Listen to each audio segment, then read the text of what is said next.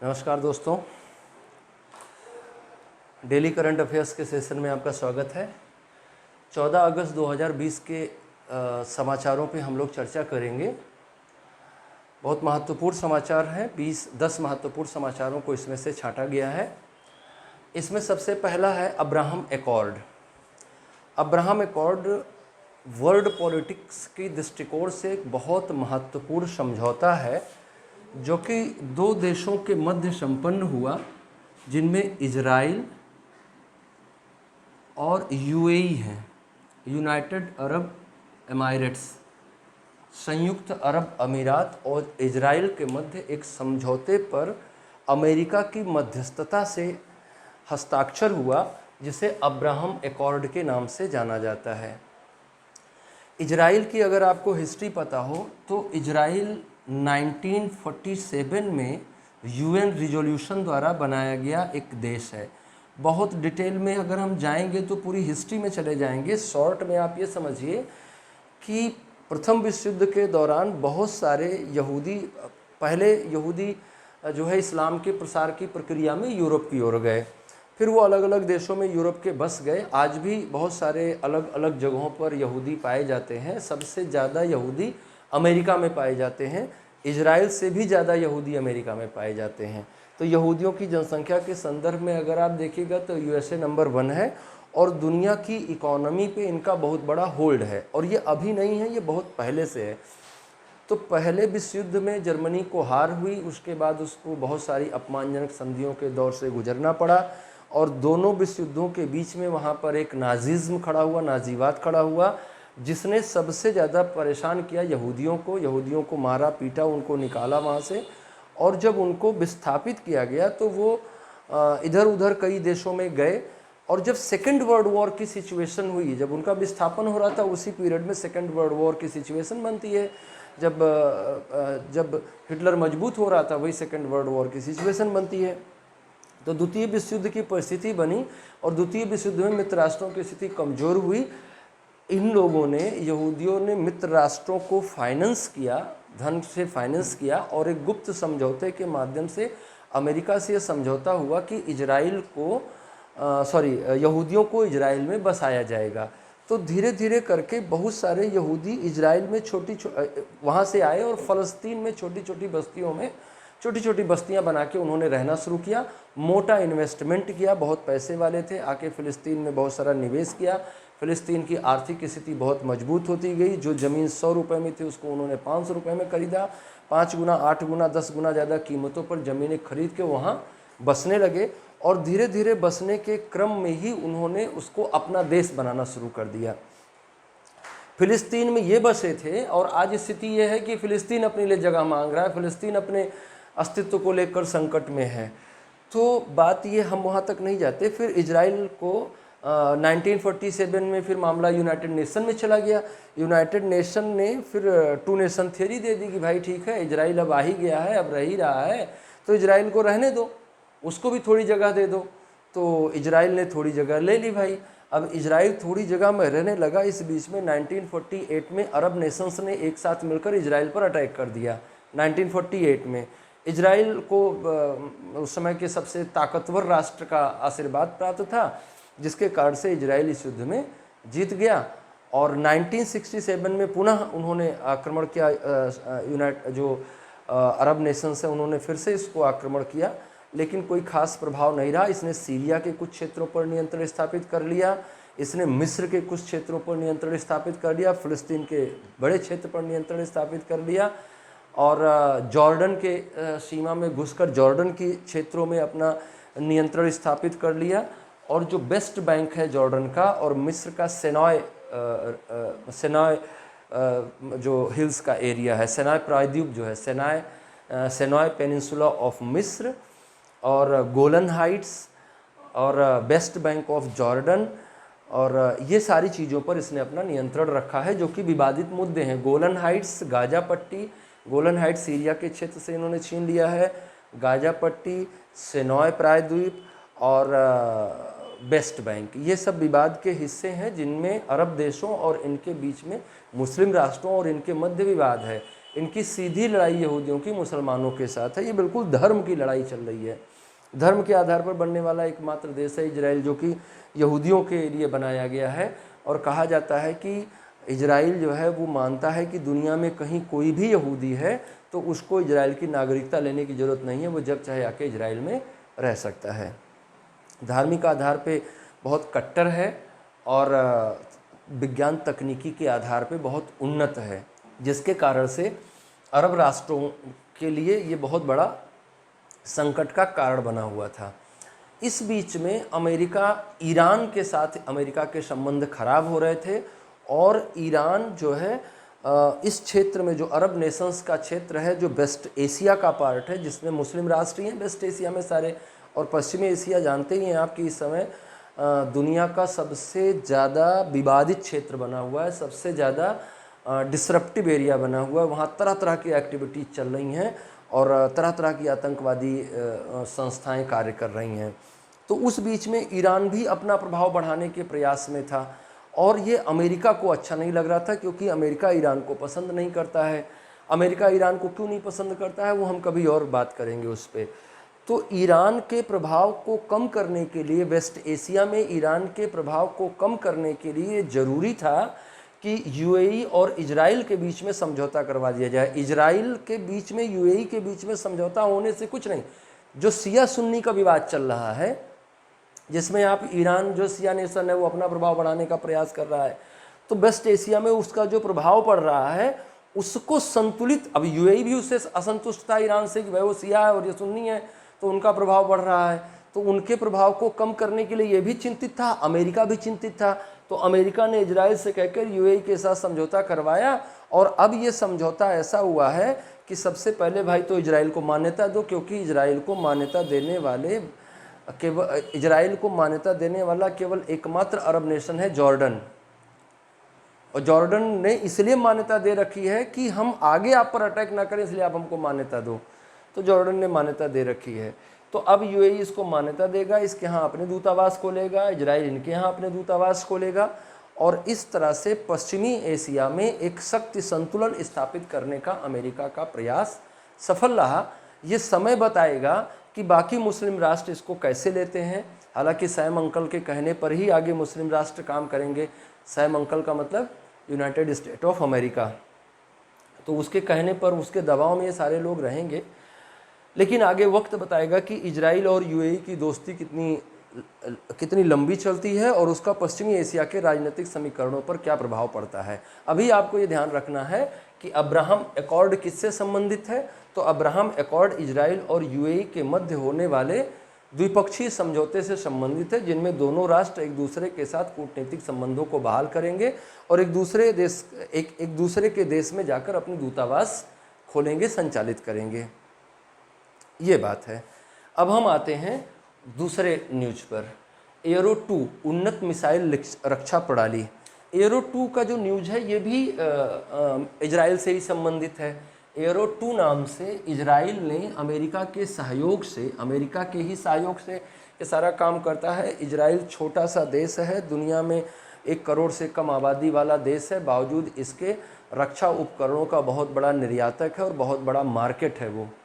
तो और आप समझ लीजिए कि ऐसा होता है ना कि आवश्यकता आविष्कार की जननी होती है। तो जो लड़ाइयाँ लड़ता है वो युद्ध के क्षेत्र में अपनी प्रगति करता है। अमेरिका ने बहुत सारी लड़ाइयाँ लड़ी तो बढ़िया बढ़िया हथियार विकसित कर लिए। शीत युद्ध का दौर चला, उसमें उसने बहुत सारा हथियार विकसित किया। जो उसने तमाम तरह का स्टार वार्स नाम से कार्यक्रम चलाया, उसमें तमाम तरह के हथियार विकसित किए। रूस ने हथियार विकसित किए। इजराइल को लड़ना पड़ा अपने अड़ोस पड़ोस के 8-9 देशों के साथ, तो उस संघर्ष में उसको अगर जीतना था तो उसको इस तरह की कार्रवाइयों पर काम करना ही होगा, इस तरह की एक्टिविटीज़ को बढ़ाना होगा, है ना। तो भाई देखिए, एरो 2 क्या है? उन्नत मिसाइल रक्षा प्रणाली है जो कि विकसित की गई है किसके द्वारा? इजराइल के द्वारा विकसित की गई एक उन्नत मिसाइल प्रणाली है जो इजराइल और यूएसए के सहयोग से विकसित की गई है। ये बेसिकली बमों को हवा में फोड़ने की टेक्नोलॉजी है। तो ये उन्नत मिसाइल डिफेंस सिस्टम जो है ये क्या करेगा कि अलग अलग जगहों पर लगाया जाएगा, और अगर कोई भी बम से हमला करता है इजराइल के क्षेत्र पर तो ये उसको ये कनेक्ट होगा किसके, जितने भी मिसाइल डिफेंस सिस्टम हैं ये सब कैसे काम करते हैं, सब सैटेलाइट के थ्रू इनकी फंक्शनिंग होती है। जैसे मिसाइल डिफेंस सिस्टम है, MDS है।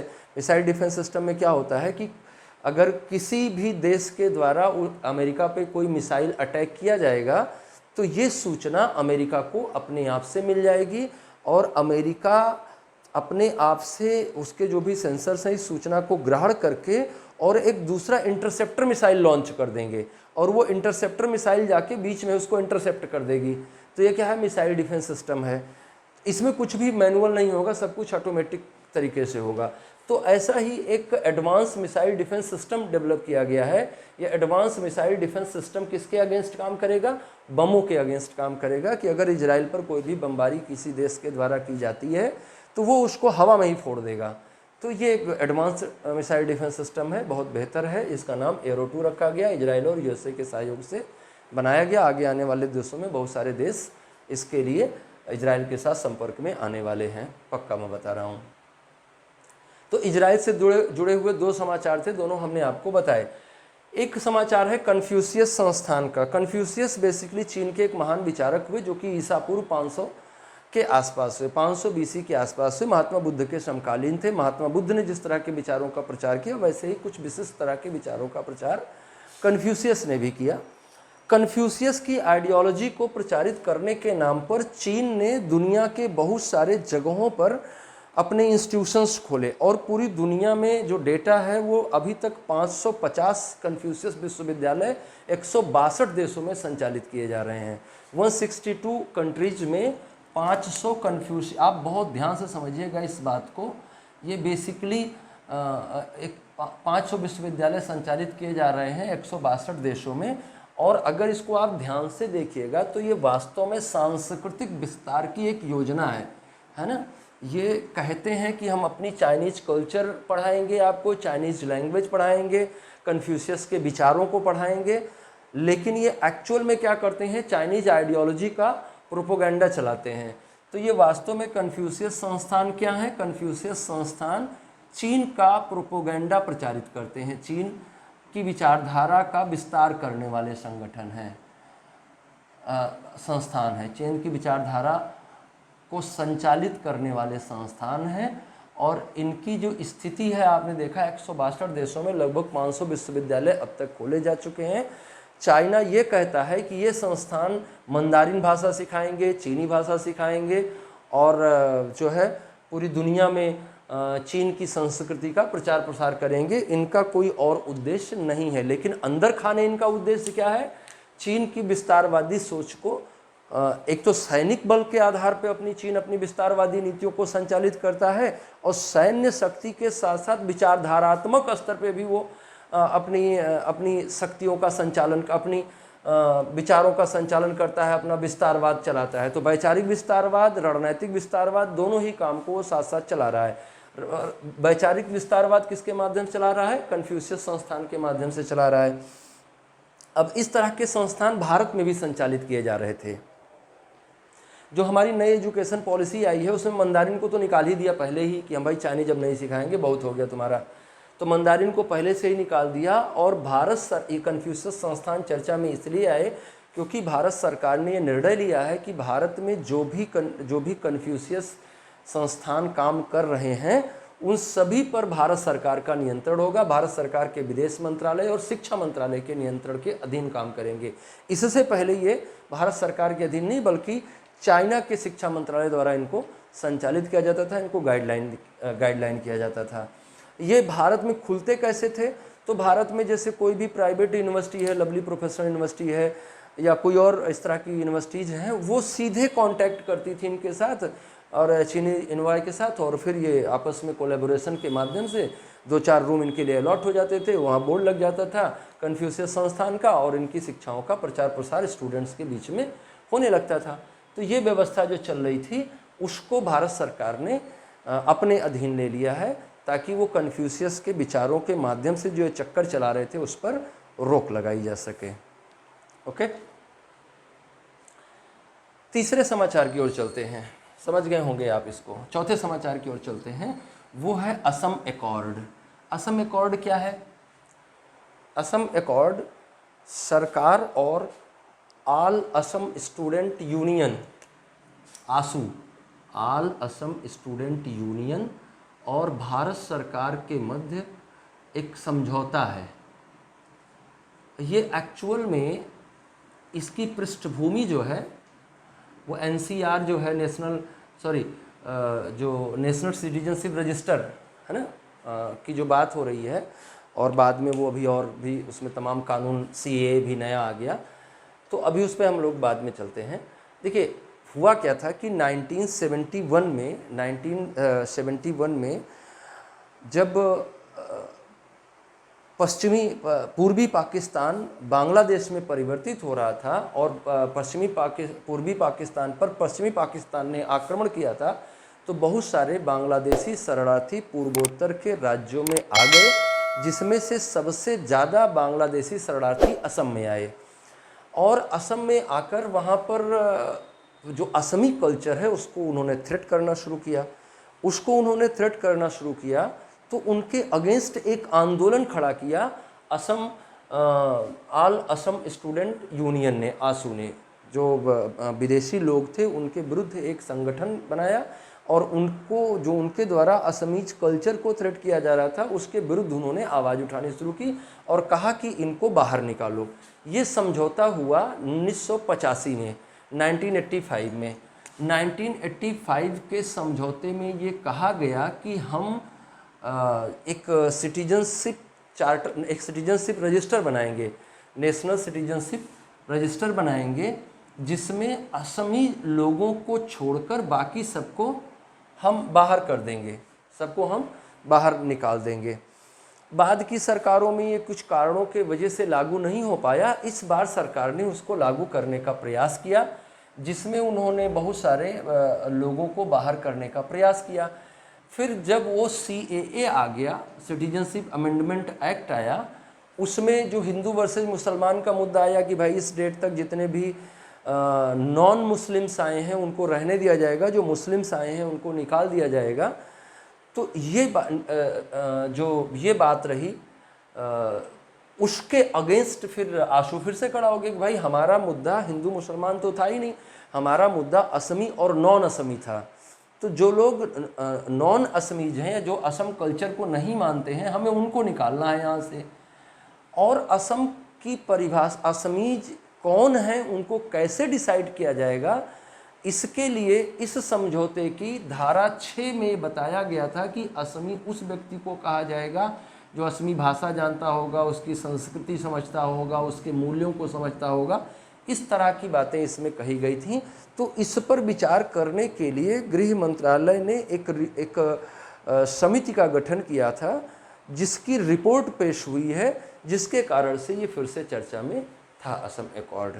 तो आप ये समझिएगा कि उसके शेड्यूल 6 को लागू करने का प्रयास किया गया। अब बात आती है अगले न्यूज की। अगला न्यूज जो है हमारा वो है पारदर्शी कराधान, ईमानदारों का सम्मान। भारत के प्रधानमंत्री श्री नरेंद्र मोदी ने इस बात पर चिंता व्यक्त करते हुए कि भारत के 130 करोड़ लोगों में से केवल 1.5 करोड़ लोग ही टैक्स पेयर हैं। हालांकि हम बार बार आपको बताते हैं कि कई लोगों को ये बात अकड़ आ जाती है कि वही टैक्स पेयर हैं। ऐसा आप बिल्कुल मत समझिएगा कि जो इनकम टैक्स पेयर है केवल वही टैक्स पेयर है। टैक्स के बहुत सारे मॉडल हैं। भारत का हर नागरिक, किसी भी देश का हर नागरिक टैक्स पे करता है। लेकिन ये तो वाकई बहुत चिंता की बात है कि अगर 130 करोड़ देश की आबादी है तो आप ये तो नहीं मान सकते कि केवल 1.5 करोड़ लोग ही हैं जिनकी इनकम टैक्स स्लैब में आती है। ये तो नहीं माना जा सकता है। बहुत सारे लोग होंगे जो टैक्स की लिमिट में आते होंगे लेकिन टैक्स नहीं देते होंगे। ऐसे लोग जो हैं उनकी संख्या 5.65 करोड़ है। 5.65 करोड़ लोग जो हैं ये ITR फाइल करते हैं, इनकम टैक्स रिटर्न फाइल करते हैं। आईटीआर फाइल करना और टैक्स भरना, ये दोनों अलग अलग बातें हैं। आईटीआर का मतलब होता है कि आप अपनी इनकम को डिक्लेयर कर रहे हैं, इनकम टैक्स रिटर्न के माध्यम से आप बता रहे हैं सरकार को कि साहब हमारी इनकम इतनी ही है, हम टैक्स लायबिलिटी हमारी नहीं बनती है, इसलिए हम कोई टैक्स का भुगतान नहीं कर रहे हैं। तो 5.65 करोड़ आईटीआर भरे जाते हैं, जिसमें से केवल 1.5 करोड़ लोग ही टैक्स भरते हैं। तो ये देश में एक चिंता का विषय है। तो सरकार ने सोचा कि हम टैक्स पेयर्स की संख्या को बढ़ाएं। अब टैक्स पेयर्स की संख्या को बढ़ाएं कैसे? उनको हम सम्मान दें, उनमें जो डर है उसको ख़त्म करें। डर कैसा होता है? डर होता है income tax commissioner, income tax inspector, ये तरह तरह से लोगों को डराते हैं, तरह तरह से लोगों से पैसे ऐंठते हैं, परेशान करते हैं। तो उसके लिए भारत सरकार ने एक नया प्रोजेक्ट लॉन्च किया, जिसका टाइटल था पारदर्शी कराधान ईमानदारों का सम्मान। जो भी टैक्स पेयर्स हैं उनकी जो भी एंट्रीज हैं उसके आधार पर टैक्स पेयर्स के नाम पर एक कोड इश्यू हो जाएगा। जैसे पहले वो बेवकूफ़ कैसे बनाते थे, आपको नोटिस भेज दिया, आपको बुला लिया। अब आपको बुला लिया और आपने देखा कि हाँ हमसे गलती कुछ हो गई है, कुछ गड़बड़ हो गया, हो सकता है आपने जानबूझ के गड़बड़ किया, हो सकता है गलती से गड़बड़ हो गया हो। दोनों ही सिचुएशन में आप हाथ पांव जोड़ के अपना काम करवाते हैं, उसको वो उसको घूस देते हैं, आप अपना बचाने का प्रयास करते हैं, वो अपना राज चला रहा है। उसको रोकने के लिए एक व्यवस्था बढ़िया निर्मित की गई कि अब जो सिस्टम डेवलप किया गया है उसमें फेसलेस सिस्टम काम करेगा। उसमें जो है, जो भी इनकम टैक्स का ऑफिसर है, अगर वो किसी के इनकम टैक्स रिटर्न की स्क्रूटनी कर रहा होगा तो उसको ये नहीं पता चलेगा कि वो किस व्यक्ति की स्क्रूटनी कर रहा है, वो व्यक्ति कहाँ, क्योंकि व्यक्ति के चेहरे से तो कोई मतलब है नहीं। उसने जो रिटर्न फाइल किया है आप उसकी स्क्रूटनी करेंगे, उसमें कहाँ कमियां पा रहे हैं, उसके अकाउंट डिटेल से कहाँ कमियां पा रहे हैं, आप उसके आधार पर उसको करिएगा।